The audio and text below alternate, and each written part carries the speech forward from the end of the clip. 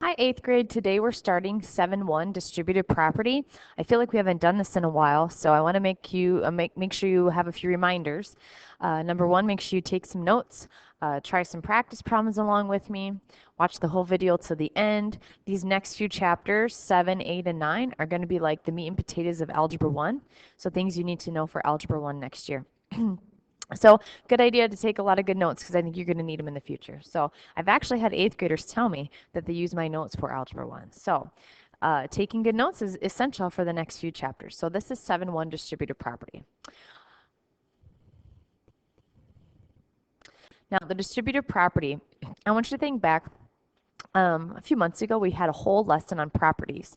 Associative, commutative, property of zero. Now distributive property is also a property. Now it's so important that it needs its own lesson. We actually use this property in algebra and to solve problems. So I have two up here. I have a distributive property in letter format or variable format, and then distributive property, how it would look like if you had numbers. So let me just take a look at this, and I'm going to use the one with the numbers because I think that's a little more understandable to you. So 3 times 4 plus 3 times 2 is how you use the distributive property. Now, many times, you and I, if we were given this problem right here, if we were given this, you would say, okay, to solve this, I'm going to do 4 plus 2 because it's in parentheses, and then multiply by 3. Yeah, you can definitely do that. So this would be 6, 3, and then multiply and be 18. But the reason why we have to introduce the distributive property is because sometimes you're going to have letters inside those parentheses, and you can't solve things if they have letters inside them. So you have to use the distributive property to simplify things as much as possible. So let's start with just a number example. Now, I want you to use a distributive property today for everything because we have to get in the hang of doing that. I know you could solve these other ways, I get that, but I just request that you try to use distributive property. So this is what it would look like. It would look like, and you're always going to use multiplication, 8 times 3, okay, and then my plus sign, and then 8 times 1, and then you'd be 24 plus 8 would be 32. Now you might get to the point where you can go right to here. You don't have to do this step, and you'll get to the point where you don't have to do that step. You don't have to do that step in your homework today if you don't want to, but you just have to make sure you're doing things in the correct order and actually using multiplication. The other thing I have to remind you of is many times students will do the distributive property for the first one, but they won't do this distributive property for the second one. If you do it for the first, you have to do it for the second. It's kind of like a rule. If you do it on one side, you got to do it to the other. Same thing is happening here. So, yeah. Let's try this one. Now, negatives get a little more tricky. Okay, so there's a few ways we can solve this, and I want you to solve it any way you want. I'm going to show you two ways, but our goal, like I said, our goal is to get it to the simplest form possible. So, first way you can do it, negative 2 times 3. Negative 2 times 3, okay, minus negative 2 times 1. Okay, now let's solve it. This would be negative 6 minus a negative 2. Okay, so this is in simplest form yet. This would have to require keep, change, change. And my answer is going to be negative 4. That's one way you can solve. Okay. The next way you can solve is, I'm going to skip that middle part. I'm just going to do it in my head. So negative 2 times 3 would be negative 6. Then you can treat this as a negative 1 right off the bat. So like just breaking it apart. I know sometimes you're like, oh, well, it should be a minus sign. Or it should be a subtraction. Well, sometimes you can turn those subtraction signs into negative signs. So then you do negative 2 times negative 1. And negative 2 times negative 1 is a positive 2, and your keep, change, change is done already for you. So then it'd be negative 4. So I'll go over that one more time. So the first one is you actually have to use KCC, keep, change, change. The second one, it would just be negative 2 times 3 would be negative 6. And then use this as a negative 1. Negative 2 times negative 1 would be a positive 2. So you'd write positive 2, and then you could solve. So it's up to you. Either way, you're going to end up with this. You might just have to do a little more work if you keep that minus sign and then treat it as a positive 1. So we can go over this a little bit more tomorrow if you have questions about it. All right, so then let's get to something with some letters. Okay, so my first my first reminder here is that if you have a lonely variable, you're going to add a 1. If you don't do that, sometimes you're going to forget about it. So like for this one up here, and notice that the 5 is on the other side of the parentheses. You can have the 5 on the other side of the parentheses all the time. It doesn't matter. It can be in this side or it can be in this side. If you'd rather see it the other way, you can rewrite it. Everything else would just stay the same. This is using the commutative property. I'm just moving it around. You can do that. I'm going to add a 1 there with my lonely variable. Now this is how your distributive property would work here. 5 times 1 would be 5, and that m comes along for the ride. So the variable is going to consistently stay in there.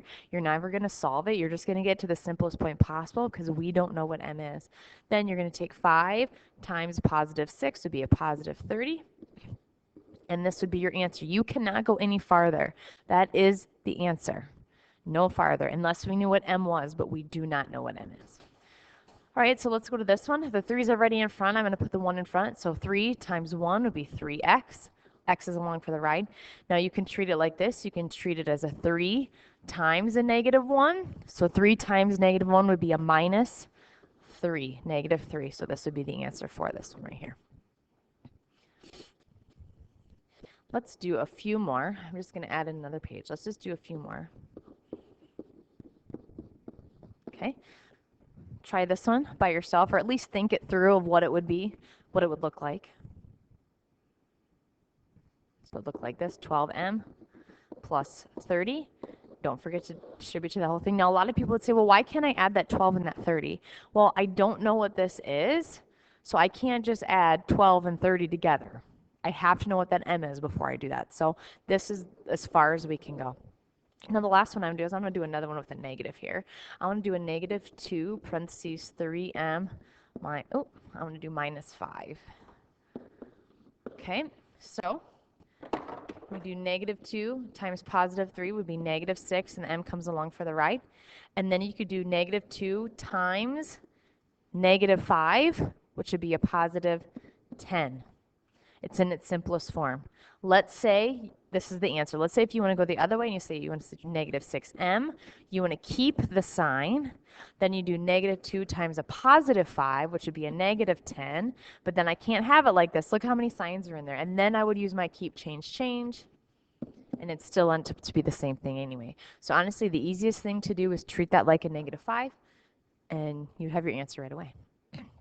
All right, so then you might be given some fractions. Don't let the fractions freak you out. People always think fractions are going to freak them out. It's okay. So let's just talk about this first one. This says 2/3 parentheses d minus 3. First thing I'm going to do is I'm going to put 1 there by that d.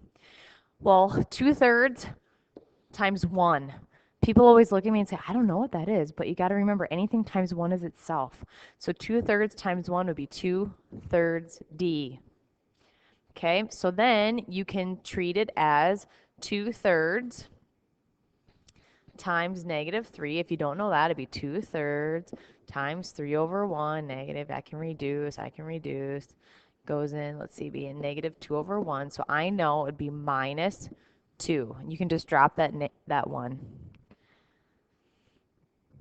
Okay, so let's go to the other one over here. This one doesn't have a variable in it, but let's put a variable in it. Okay. So 1/3 times 9, if you're not sure, you just do 1/3 times 9 over 1, and I know that's 3.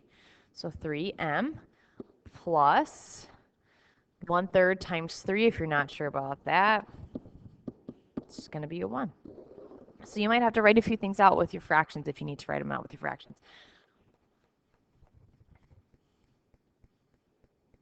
Okay, the last thing I kind of want to show you today is being able to do these with the distributive property and to solve them with the distributive property. Some of you would look at this and say, well, I'm going to change that to an improper fraction and I'm going to multiply across. There's actually an easier way. So I want you to think about this. I want you to think about what plus what gives you 3.5. 3 plus a half gives you 3.5.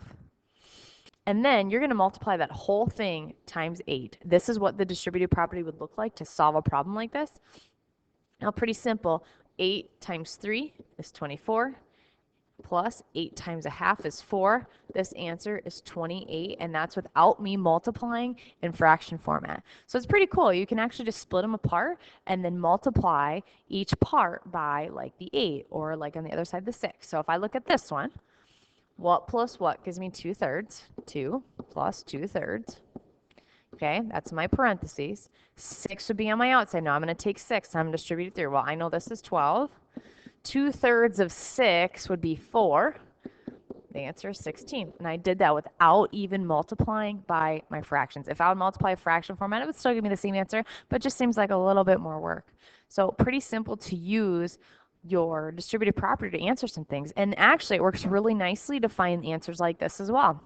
Honestly, I wish they would have taught me this in elementary school. So for example, like if you have 22 times 6, what plus what gives me 22? 20 plus 2. And then you can use your 6 and distribute throughout. So 120 plus 12, it would be 132. I already did that without doing any kind of multiplication, like set up like this. I think if I would have learned this in elementary school, it would have made sense to me of why I'm doing these things. So, okay, what plus what can be 31? Well, 30 plus 1 times the whole thing by 5. I have 150 plus 5. I know this is 155. And the last one, let's see, 13 times 5, 10 and 3, give me 13. Times 5, I have 50 plus 15. I'm just using my distributive property, I get 65.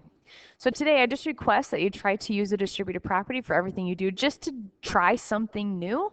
I just wanted to try something. All right, the last thing I just want to quick talk about is a story problem. So this says 4 friends went to the movies. They all had a pop for $2, candy for $1, and popcorn for $4. Use the distributive property to figure out how much money they spent altogether. So first of all, let's talk about what one person would spend. What would one person spend? Well, I know one person's going to spend $2 for pop, $1 for candy, and $4 for popcorn.